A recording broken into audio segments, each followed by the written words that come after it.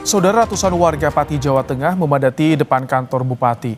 Besok akan menggelar demo imbas gaduh aturan pajak naik meski sudah dibatalkan Bupati. Ratusan warga dari berbagai wilayah terus berdatangan di alun-alun Kabupaten Pati. Mereka memadati pusat posko demo yang berada depan kantor Bupati Pati. Poster tuntutan terpampang di sejumlah titik hingga membanjiri pintu gerbang kantor Bupati.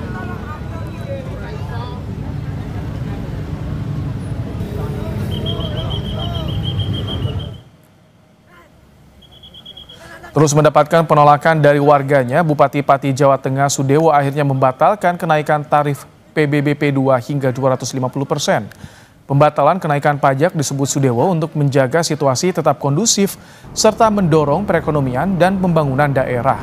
Sementara bagi warga yang terlanjur sudah membayar pajak dengan kebijakan kenaikan tarif, Sudewo berjanji akan mengembalikan kelebihan bayar pada masyarakat.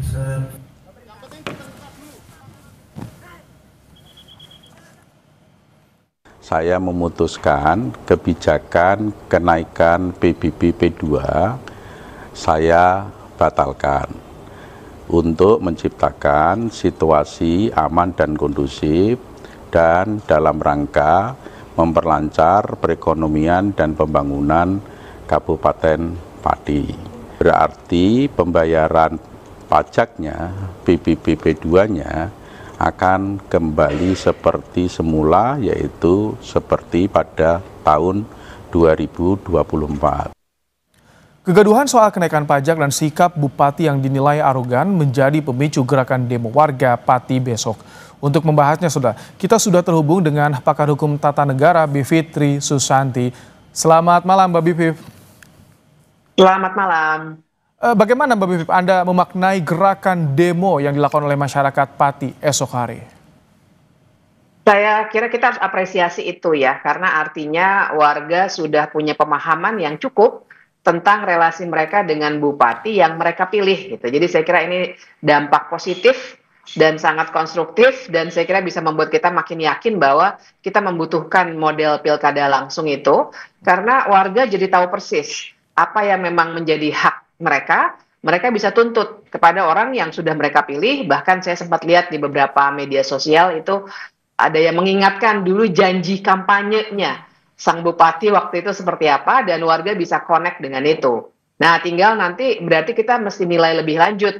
Apakah respons yang diberikan oleh bupati sejauh ini, tadi kita sama-sama nonton sudah dibatalkan, apakah itu benar-benar karena gejolak warga yang seperti itu kemudian diperintahkan oleh misalnya Menteri Dalam Negeri sebagai atasannya Bupati ya dalam konteks NKRI, atau memang dia sedang melakukan upaya politik lainnya. Nah, tapi saya kira ini suatu fenomena yang baik karena disampaikan dengan cara-cara yang sebenarnya juga demokratis. Ini kan Bupati sudah menurunkan tidak jadi membatalkan kenaikan pajaknya, kemudian juga sudah minta maaf. Namun masyarakat tetap menggelar demo. Sebetulnya apa yang ingin ditampilkan oleh publik Pati sendiri melihat hal ini, Mbak Bivip? Saya melihatnya memang ada rangkaian peristiwa sebelumnya. Salah satunya yang paling kuat adalah yang saya baca ya dari berita, arogansi dari Bupati ketika itu. Tadi sempat ada bagian yang tidak ada suaranya kalau di dalam paket informasi tadi, tapi kita sempat lihat di media sosial, itu adalah saat ada ketegangan antara warga biasa dengan Bupati, yang seakan-akan Bupati waktu itu menantang. Dan kemudian warga bilang, loh Anda ini kami yang bayar loh. Itu saya kira kesadaran yang bagus sekali. Dan kemudian Bupati juga sempat bilang mau 5.000, 50.000 saya akan layani. Nah, di titik itu saya kira warga jadi sudah bisa melihat karakter Bupatinya kok tidak seperti yang dulu dijual waktu kampanye begitu. Jadi saya kira itu sih yang terjadi. Ini banyak desakan masyarakat ketika mulai dari demo kenaikan PBB, tapi bergeser kepada demo menuntut mundur. Apa yang Anda baca dari fenomena ini? Ya itu, saya melihatnya memang ada masyarakat mulai merasa bahwa ada diskoneksi antara Bupati dengan warganya yang dalam kesulitan seperti itu. Dan ketika ada demo pun bukannya didengar dengan baik, tapi malah ditantang.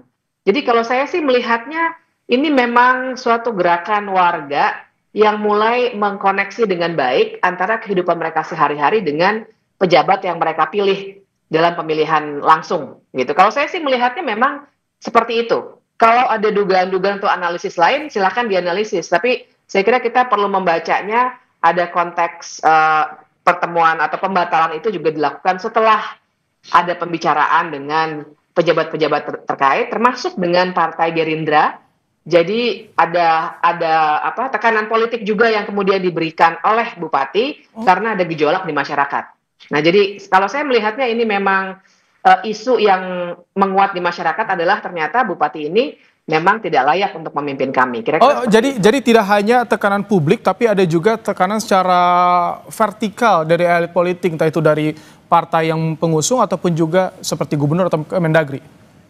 Iya, mau tidak mau, dan saya sudah baca juga ceritanya atau beritanya bahwa gejolak ini memang membuat beberapa orang yang terkait tentu saja alert, dan memang seharusnya seperti itulah sistem bekerja kan. Begitu ada gejolak di masyarakat, yang terkait itu pasti tadi ya, kalau konteksnya dalam NKRI kita, memang Menteri Dalam Negeri, Pak Tito Karnavian, tapi juga sebagai kader Partai Gerindra, saya mendengar juga sudah ada pembicaraan dengan beberapa orang di dalam partai. Nah, ini kan kita harus baca sebagai reaksi yang baik sebenarnya menurut saya, dari pihak-pihak terkait itu untuk mendengar aspirasi rakyat kalau misalnya ternyata bupatinya tidak mau mendengar. Akhirnya situasi politiknya juga dibawa oleh pihak-pihak yang terkait. Biasanya seperti itulah dinamika politik akan bekerja. Kalau tidak bisa langsung didengar oleh orangnya, maka aktor politik terkait di sekitarnya yang akan berdinamika gitu. Mbak Bibip, bagaimana Anda melihat sensitivitas dari pejabat publik ketika ini berurusan dengan hajat hidup orang banyak yang dirasakan langsung oleh rakyat, Mbak Bibip? Nah, ini yang saya lihat memang sangat kurang. Jadi, tapi ini masalahnya besar sekali nih kalau kita diskusikan bisa panjang karena begini. Yang jadi masalah dengan banyak sekali kepala daerah adalah ketika ada tekanan ekonomi daerah, kita harus paham bahwa ada yang namanya pendapatan asli daerah (PAD). Tapi ada juga dana yang ditransfer dari pusat. Dana yang ditransfer dari pusat ini tidak banyak karena ada tuntutan juga PAD itu makin tinggi, dan yang saya dengar bahkan nanti akan banyak sekali dikurangi dari pusat. Nah, untuk kepala daerah yang dalam tanda kutip kurang kreatif, kurang inovatif, cara paling instan adalah menaikkan pajak. Cara lainnya tentu saja bisa ya, misalnya ada industri kalau ada industri kreatif silakan dan seterusnya begitu ya. Tapi paling mudah dalam tanda kutip tapi mencekik warga memang menaikkan pajak dan retribusi daerah. Nah, ini yang dilakukan dan menurut saya di sini Bupati tidak peka dengan kesulitan ekonomi yang dialami oleh warga. Terus juga dilakukannya kan tiba-tiba. Sosialisasi minim, tidak bertahap, langsung 250%. Itu sangat mencekik pasti. Di sini kita bisa soroti ketidakpekaan. Mbak Bibip, ini singkat saja. Sudah dibatalkan, sudah minta maaf, tapi amarah publik belum mereda. Bagaimana dampak dari trust issue publik pada pejabatnya nanti? Ya, trust issue ini panjang karena jangan lupa dia itu belum setahun ya. Jadi saya kira ini memang harus diselesaikan secara politik. Entah oleh Menteri Dalam Negeri ataupun oleh partainya. Tapi memang sesuatu yang harus dibicarakan dan kalau perlu, kalau memang tekanannya besar, ikuti prosedur yang tersedia di dalam undang-undang yang tersedia gitu. Karena trust issue ini penting sekali, masih 4 tahun dia harus lakukan tugas-tugasnya sebagai kepala daerah. Baik, terima kasih Pakar Hukum Tata Negara Bivitri Susanti dari STH Jentera Indonesia. Terima kasih di Kompas Malam.